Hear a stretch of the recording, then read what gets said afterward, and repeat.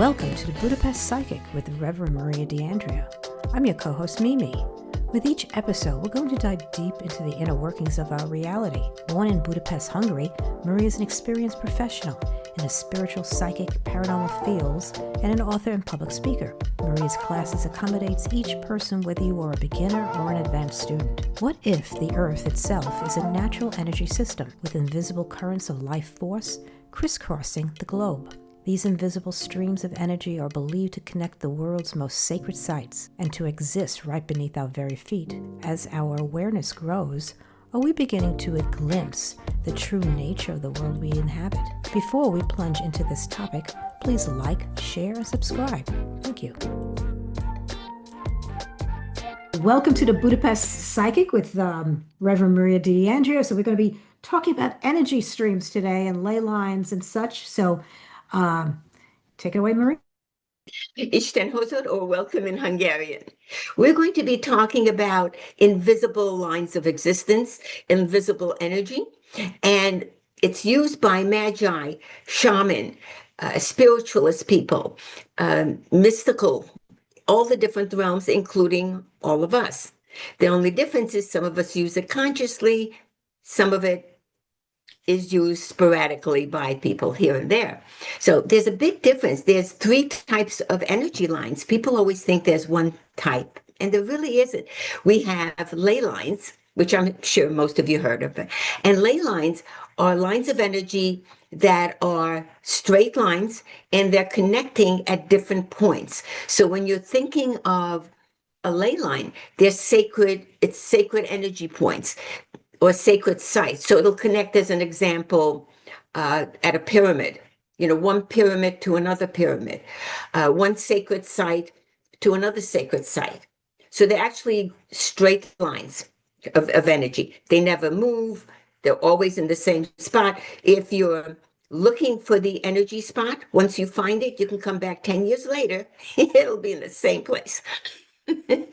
So very, very positive, ancient, invisible forces that we consciously use or not. And it goes through the planet, it goes around the planet, and it goes through, energy lines go through us, not the ley lines necessarily, but energy lines. So what happens is people always saying that the ley lines are on the surface or around the planet. It's not. The ley lines are straight lines going through the planet, through us, from space, through the planet to the other side, and it keeps going. The difference is that we try to use them consciously, but it's connected to all living things. All living things are going to be aware of it in some way or feel it. It connects to us more at intervals because we're not always standing on an energy line. You also have what we call dragon lines. I love dragons. Power, energy, occult. And occult, ancient wisdom, hidden knowledge. It's not religion. It's not positive or negative. It just means we understand the laws of nature to work with them. So dragon lines kind of come in natural waves that flow with the earth energy, and they're currents of energy lines as opposed to straight lines. They're currents. So when we're working with something that connects on dragon lines on the metaphysical side, I always find it funny because you're either, in our fields, you're either riding the wave. Okay, it's like riding the dragon. We actually call it that sometimes. You're either riding the wave of the dragon lines, or you go inside and you're inside the wave, but it's always in a wave energy form. So it's a totally different feel. Still energy, still power. We just use different energy forms in different ways. Whereas grids, when you think of an energy grid, those are more veins and meridians with the planet. So we're always working on different energy levels. When we're creating, we're manifesting, we're putting it out in thought, all different levels, but we have that energy in us, around us all the time. If we're working with something specific, we may pick something like a dragon line, and it depends on what we're working on. Like if we're working on water, it flows. It's more like a dragon line. Same thing though, fire. If you look at a candle flame, is always going back and forth. So depending on what you're working on, you may choose a particular type of energy stream. Okay. And we always look at it as it's a conscious choice. And if you don't know which one to use, it'll automatically shift to whatever you need, by the way. So if you're working with energy, it'll automatically go to one of those three. If you go to Sedona, they have the vortexes. So when you're around an energy vortex, that helps you. It picks you up on an intuitive level. It makes you feel good. It sometimes gives you knowledge. Okay, so it's going to pick you up. However, I was talking to one of my students a while ago, and he was telling me that he was going to be moving to Sedona, and he wanted to know, should he try to get a house built in a vortex or near a vortex, or where should we put his house to get the most out of it? So I said to him, I said, well, you can't put it in a vortex. By the way, physically you can. Metaphysically, it's a no-no. And the reason is, think of it like this. You know, you have all that energy constantly moving. Okay. It's like living in the middle of a hurricane. Do you want to live in the middle of a hurricane? Or you're the vortex? It's too much. You can't, it's not good for you. It's too much. It'll throw you off balance. You can live near it, but if you're actually living in it, think about it like this. People that visit Sedona and they're close to the vortex, or in the vortex, okay, they will feel all that power and all that energy that's natural. Okay, now that's great. You go home, you tone down, you back to your norm. Do you want to live in the middle of all that? Because you'll end up in chaos. So you don't want to live in the middle or in the vortex, different energy lines. So you just want to be aware. Are the ley lines scientifically verified? Are they able to find ways scientifically to measure, the energy fields around a ley line? Scientifically, they've already proven that there are energy lines. I really don't know if they differentiate between dragon lines, grids, and ley lines because it's still energy flow. I think what they're doing is they're just looking at it on a scientific level, that they find them and they can tell you exactly where they are when they look. I truly don't want to say something I'm not 100% sure of. That I'm sure of. Whether they can tell if the energy is more fluctuating, I would think so, rather than stable lines, because either way, the energy is always fluctuating. But on dragon lines, it's more serpentine, so it fluctuates more. So they might be able to tell the difference, but they can definitely, at this point, they've been able to track it for a long time. And they can actually tell that it's gone through the pyramids and Stonehenge and places along that line as energy centers. And they're connected. If you look at, say, the History Channel, as an example, I'm sure somebody on the History Channel has something on the scientific aspect of the energy lines. And when they make a grid of it, you can actually see a grid on the science level. They actually have grids around the planet where they've already tracked the lines. Not all of them, obviously, too many, but a lot of them. And one of the things is that they can track it where you see the globe, you see the lines, and when you look at the frequency and the energy and the vibration of the lines, the power centers are literally in places like Egypt or Stonehenge. They actually are on that line, which actually affects all of us. With the energy lines, there are portals. So we have energy portals that go from one dimension to the other. Most people, even psychically, most people can't see them. We can feel them. Sometimes we will see it psychic vision.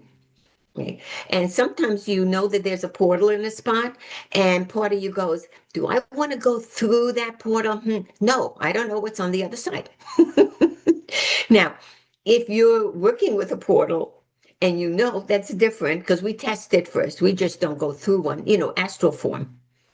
But they are very strong portals, and I really feel a lot of different realms will use different portals to come to our realm, our energy realm. So it's been said that UFOs sometimes, different UFOs, different planets, different realms can come through that. They feel that as an example, because it's power. Okay, we work with that because it actually has magical and shamanic uses. Let me put it that way. So, in the occult magical field, we work with these energies because once you know where it is, and we can find them, once you know where the energy is, now you can say, okay, I want to work with it now. I don't want to work with it. But it's everywhere throughout the planet. You can't avoid them. Sometimes I find people will go in an area and it's unsettling for them because it might be too much energy because there's a line there. They're not going to connect it. That's like, the electrical lines, for the lights and everything else, the electric company, the electrical lines, a lot of times, depending on where you live, a lot of times they merge because there's a spot where all the lines go from. Okay, so on the energy level, if you're dealing with the energy lines in and around through the earth and us, if you have a house and the house is on one of those lines, or even near the electrical lines for the electric company, okay, you're not going to feel comfortable. It's going to feel off. You won't know why, but it won't feel right. I knew this couple, very nice people, and they lived near one of those places where they were like a block away from where all the electrical lines came out of, for the town. And they were moody, like up, down, up, down, up, down. They didn't feel comfortable. They didn't know why. Uh, Sometimes they felt great. Sometimes they didn't feel good health-wise, but everything was sporadic. They were starting to think there was something wrong with them. First of all, there's two people. You can't have the same reaction, okay, and say, oh, there's something wrong with me. Now, because one of them was more intuitive, so he felt it more than she did. And it was like, he would have little mood swings. And I was explaining about the energy lines, and I said, sometimes it's a party line, sometimes it's not. You have to know which one you're going to.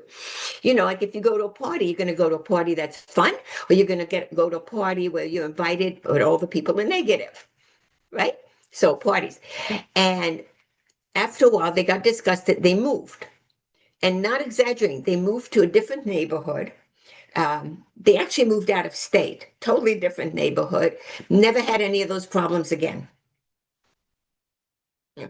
But it's hard to tell somebody that that's why they're having those effects, because some people don't understand the energy, and some people, they're not going to sell their house.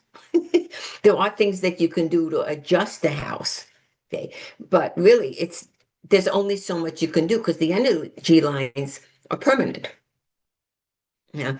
So they were smart. They actually moved and they let me know they had a great life. They were getting along. Nobody was moody. Nobody was arguing. Not that they never had an argument, but it was so different. They couldn't believe the difference. I just appreciated that I got feedback because we don't always. When you're dealing with portals or vortexes or powers, power lines like that, okay, what happens is we work with it, but it can affect you in a positive or negative way. Okay, so it can affect you depending on what kind of line it is and where you are on it. It can, we use it consciously, but it can affect you where mentally or health-wise, it can pick you up. So health-wise, it might improve your health. You might have more of a sense of joy and happiness and abundance, and you have a great feeling and have more of a positive outlook. On the negative side, it can affect your health. I don't mean it's going to take you off the planet, but it can affect your health, so it's not as good as it normally would have been. Okay, or it can get you down or depressed. Or some people, they actually feel like they have bad luck. And no, they're in the wrong spot. Yeah. So if you keep, by the way, thinking you have bad luck, eventually you're going to create it just metaphysically. If you're always saying, I'm never lucky, eventually the universe goes, oh, you had a good day. Let me change it because you said you're never lucky. We're trying to give you what you want. So working with them, though, is very positive because you can pick up your health as an example. So because we're mobile, we move around, we go to work, we go to a movie, we get out of the house, we go to the supermarket. Because we're mobile, it does not affect us as strongly as it did when they were tribal. Well, tribes move too, but basically, with tribes as an example, ancient times, they set up the tribe in one spot, and all of a sudden nobody was feeling as well, or they had different issues. Usually a shaman is going to say, we need to move. And because tribes were mobile, they would actually get up and move because the chief would say, you know what? We're listening to the shaman. There's something off. You would explain to the a shaman would explain to the chief exactly why they should move. They just didn't go, oh, okay. But the chief would understand and they would relocate. However, with us, we're not sitting in the house 24/7 for our lives. We're not in the same spot. So because we're mobile and we go to the city, we go hiking, we go do other things, we're not on top of the lines all the time anyway. So it's not going to affect us as negatively, and we're never going to go, I'm not lucky. I have a question. Are there any ley lines that you know of in Budapest, Hungary? Yes. There's I don't want to say which one, but there's a museum in Hungary where there's one that runs right underground with it. As you can actually tell, you could feel the energy being different. And along that line, we can actually track them. We can find the lines. But when you're looking at tools, as an example, we use tools, So as an example, they have pendulums, which is where you have, say, a chain or a string or rope or something, and you have something pointy hanging from it, and it'll swing back and forth or in circles because we program it. And that will be able to find an energy line for you. Pendulums, dowsing.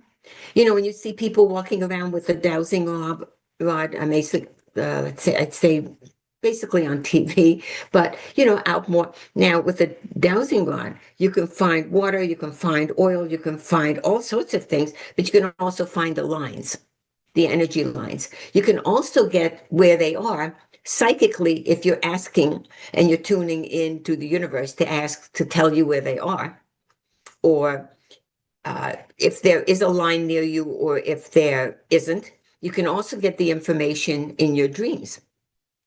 Because technically, we can find it because our bodies are actually a tool, right? Because psychically, intuitively, if we tune in that level to a specific question, I really like to say it as a question because you're asking a question like, where is the line? Or is there one near me? Or I felt a little off in this area. Is that an energy line or something else? A lot of times it's not the energy line. But you can actually ask. So our bodies, because we're vibration and magnetic and visual, our bodies actually become the tool to find a ley line. So if I'm using a dowsing rod, okay, I'm going to be holding the dowsing rod, looks like straight line and it forks out. Okay, if you've ever seen them on TV. It's also called a divining rod fork, a couple of different names, but it goes out. But if I'm walking in an area because somebody hires me to find a line, because say they're trying to decide where to put water, where not to build, that kind of thing, okay? I can use a rod, but I can use my hand because I'm just going to put my hand out straight and just feel, the energy. So our bodies are actually that. And when you're doing that, when you're trying to find the lines, as an example, or water or oil or anything else, when you're hunting, we're looking for that, we are actually called either dowsers, diviners, or we're called line trackers because you're tracking the line. So that's more specific. And it's been going on for centuries, different names, same techniques, centuries, same techniques. So even if you look at an old movie on TV, they're dowsing for water, say they're in a rural area, you're going to see the divining rod. There's a lot more to it, actually, if you're doing that for other things than ley lines. Okay, but same basic technique to start with. It's still, the power is actually us. Okay. And when you're connecting to a ley line, you can get hidden knowledge. Okay, so it will heighten your ability on the paranormal, on the occult side. It'll heighten you on the psychic level. It actually will heighten you emotionally, mentally, and physically. So if you're not feeling well, that could pick up your health. Again, you don't want to live on there because it's like living in the middle of the vortex. It's too much. But through time, it's going to overbalance your system. So that's why you don't want to do that. But psychically and spirit and your energies will normally pick up in that area. And it gives you hidden knowledge, which is metaphysical or occult. So what you want to really remember is if you're in an area, as an example, and there's a lot of activity and you know about it, say Sedona, because people have heard of Sedona more. If you know that there's a lot of activity on there, you may want to go and check it out and see if it gives you a good feeling, an off feeling, what kind of feeling. And there's more than one, you can go to more than one area and say, okay, how do I feel now? Okay, so it gives you an idea of how you react to that high energy because it's very intense energy. If you go somewhere where with the electric company, they all converge in one spot and then they branch out with the electrical lines, okay, you're going to feel, it doesn't bother me too much. But if you were there for a longer period of time, it's going to affect you, okay, whether it's a mood or an outlook mentally or physically, you're going to be more tired. It'll just feel off. Basically, it just feels off. So if you're tuning in to get a little bit of help from that, that's different and it depends on the line. But again, people always say, well, I'm going to avoid the ley lines. Well, no, you're not. You're on the planet. If it's going through the different realms, the space, right? Above us, below us, if it's going through space and us and through the planet, around the planet, and it's everywhere, I don't think we're going to avoid it. Okay. Now, if we were out of body and we were in our etheric spirit bodies, it's going to affect you differently, but the lines are still there. The difference is if you want to work with it consciously or not. But when you feel that high intensity, okay, pay attention to how you feel. Because you may have a friend you're visiting, or you may be going to a museum or somewhere, or you're hiking, and you feel that intense energy all of a sudden, and you don't know why. Okay? Because I've had people that hike say they were hiking through the mountains, and a hiking group, and they all felt something in one spot. So they decided that's where they were camping overnight. A lot of them, though, actually felt really good. Like in the morning, they were more upbeat, their energy was higher, they were in a better mood. Now, they weren't thinking it's a ley line.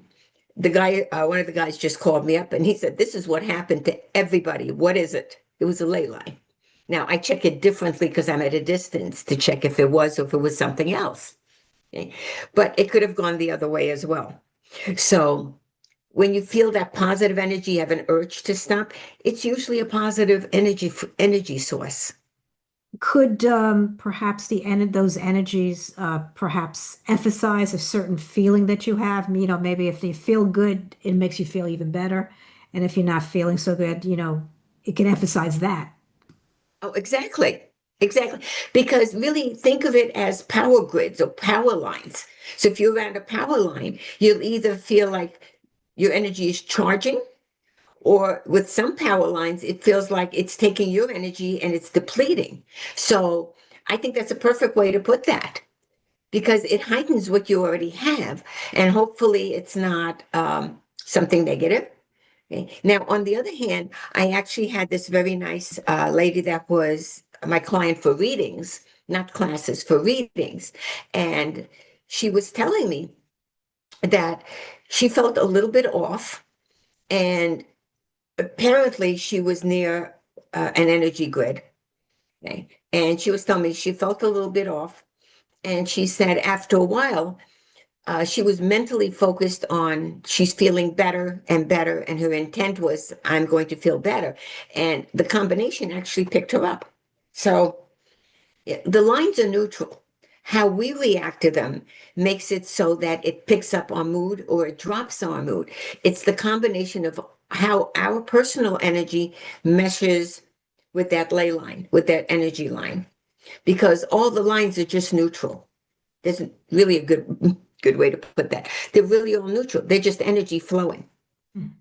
How it affects us, like in the middle of a vortex energy line, vortex, it's going to affect us differently than if we're somewhere, say, in the city, in a building that's not even near a line on that heavy level.